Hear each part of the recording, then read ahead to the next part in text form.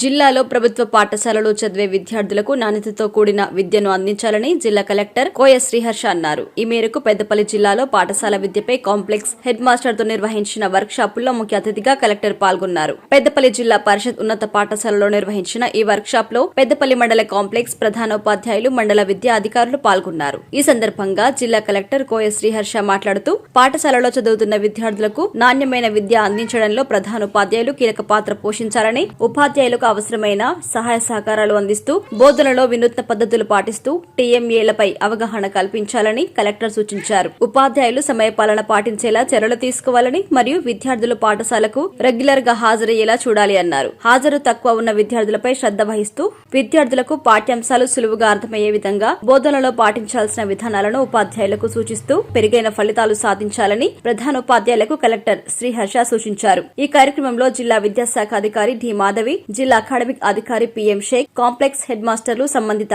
అధికారులు పలువురు పాల్గొన్నారు.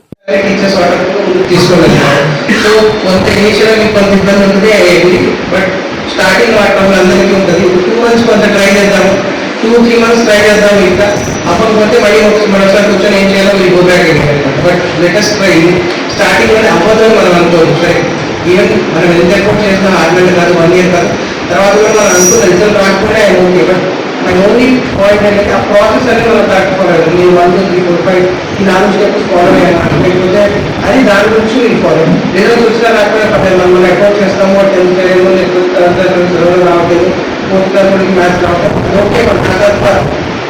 మన రాకపోయినా నాకు ఓకే. బట్ మన ఎఫర్ట్లో మన ప్రాసెస్లో ఎక్కడ షార్ట్ కమింగ్స్ ఉండకూడదు అనమాట. So we expect your leadership in this. And ఈరోజు మీరు చెప్పింది కూడా ఫస్ట్ మీరు వెళ్ళి వేరే వాళ్ళకి చెప్పాలంటే ఫస్ట్ మనకు అర్థం కావాలి. మనం ఓడాలంటే ఎంత స్పీడ్స్ చదవాలి, లేకపోతే ఎంత థర్డ్ క్లాస్ ఎంత చదవాలి, ఎన్ని మ్యాథ్స్ చేయాలి, లేకపోతే ఎన్ని డీజల్ టూ దాట్ ఇది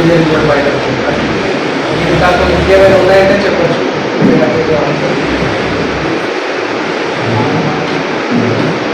సో నాకు లాస్ట్ టైం కూడా నేను ఇంట్లో చెప్పాను. అసలు ఇంతకుముందు మండల లెవెల్లో ఉండేది, మెంటరింగ్ అనుకుంటున్నా మండల లెవెల్లో ఉండేది.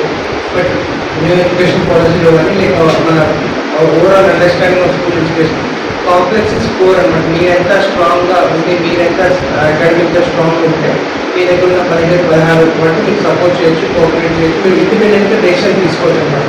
సో మా ఆలోచన ప్రకారం యు ఆర్ ఆల్ లీడర్స్ అనేది ఆ కాంప్లెక్స్